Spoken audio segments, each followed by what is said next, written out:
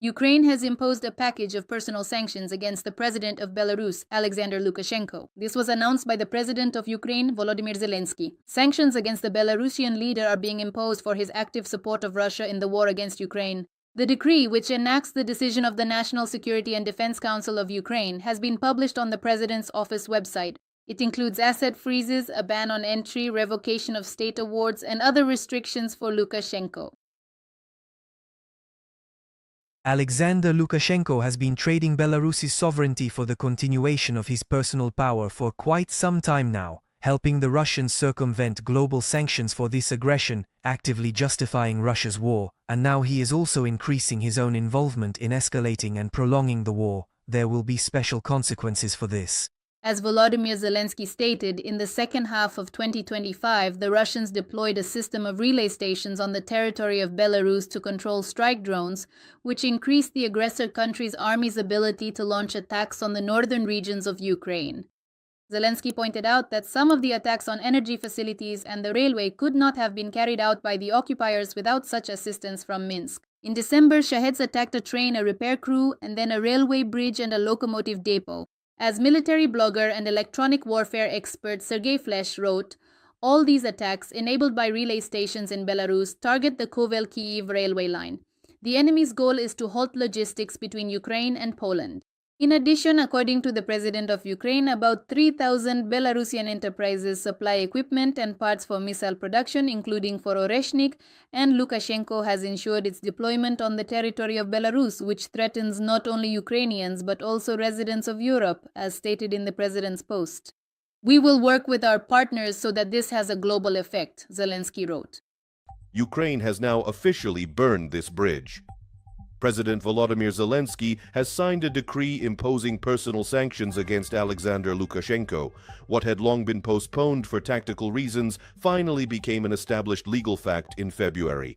Kyiv no longer pretends that Minsk is merely an involuntary ally of the Kremlin. Why have the sanctions been imposed right now? What exactly has been banned for the Belarusian dictator? And how will this step change the security situation on Ukraine's northern borders? Right now, we'll break down the exclusive details from Glavred's new in-depth report. Watch until the end. We will explain why this decision actually has much deeper consequences than just the act of freezing accounts. Let's get started. And there's more information in our report. My name is Yevhen Sirov. This is the Glavred channel. Subscribe and hit like. Let's begin.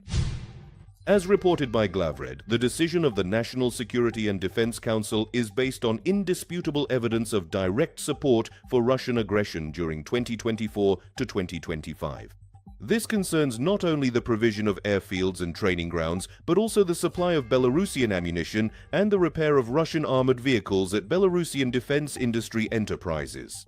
According to sources, the last straw was intelligence data about the preparation of a new joint military group to put pressure on northern Ukraine. The imposition of sanctions is a clear signal to Kyiv. Responsibility for the war lies not only with Moscow. Lukashenko has been officially recognized as an accomplice of the aggressor, which removes any moral and political barriers for the international community to exert pressure on his regime. The sanctions package against Lukashenko is as tough as possible. According to the report, it includes a complete freeze of assets on Ukrainian territory should any be discovered through front persons or shell companies. The ban on trade operations is, in effect, an embargo on the remaining Belarusian exports that could still reach the Ukrainian market. The suspension of economic and financial obligations. Special emphasis is placed on the prohibition of transit of any resources through Ukrainian territory. This creates enormous and complicated logistical problems for Belarusian enterprises that have tried to use grey market schemes in order to access the markets in the south. Ukraine is now closing the very last loophole for the Minsk dictatorship. This step has enormous symbolic significance. Ukraine is currently calling on all of its Western partners to follow this example and work to synchronize their sanctions lists. Up until this point, some EU countries have maintained specific opportunities for Belarusian potash fertilizers or wood processing.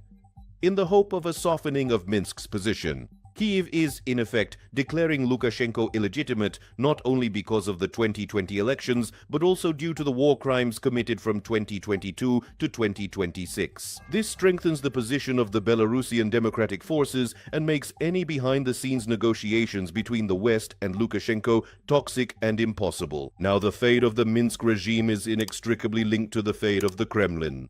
Sanctions against Lukashenko are an acknowledgement of reality. Ukraine no longer believes in peaceful coexistence with a dictator who has betrayed his neighbors. This decision strengthens our security and clears the legal field of questionable ties.